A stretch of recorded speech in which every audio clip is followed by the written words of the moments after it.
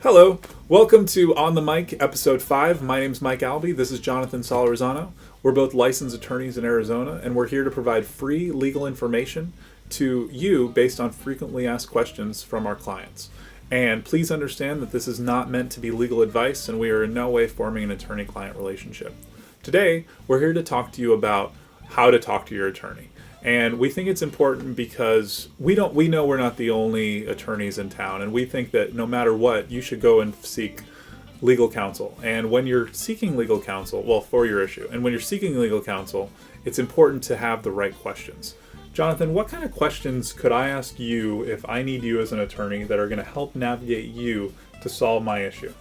So, for example, I practice immigration law, right? So if you were seeking my help for an immigration matter, I would have you ask me a couple of things that I think are very important. One of which is, what is your caseload like? Because you don't want an attorney who has 200 cases on his shoulders, because that might not, be the best option for you. They're going to be too busy for you. Right, you'll be case number 201. So that's a good question to start off with.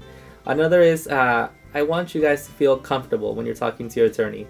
Don't be afraid to ask him the uncomfortable questions like, how long is this going to take? How much experience do you have doing this? How confident are you in your skills with this particular issue?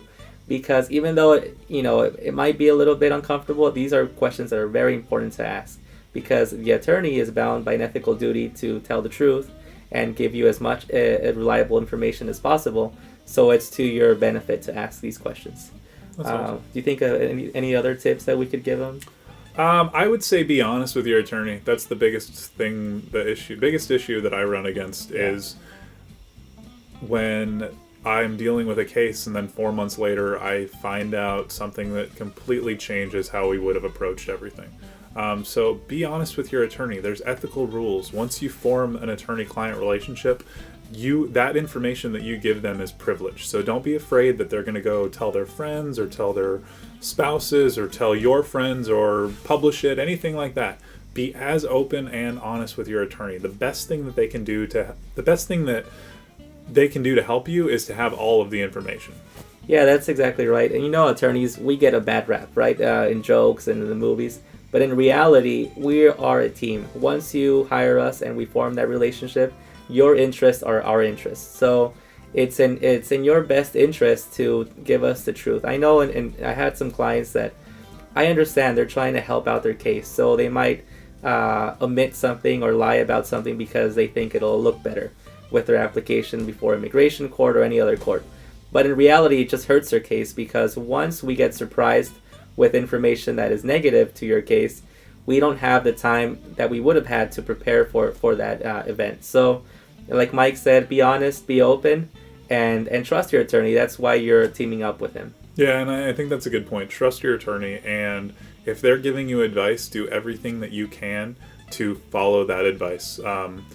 Most of the attorneys that I work with in the family law setting and the civil litigation side, they're good attorneys, and they give good advice to their clients, and I try and give good advice to my clients, and I know John gives good advice to his clients, and so take that direction and really follow through, and I think that's the best that's the best formula to win. Thank you. So thank you very much. We'll be back next time with some new information on a different subject.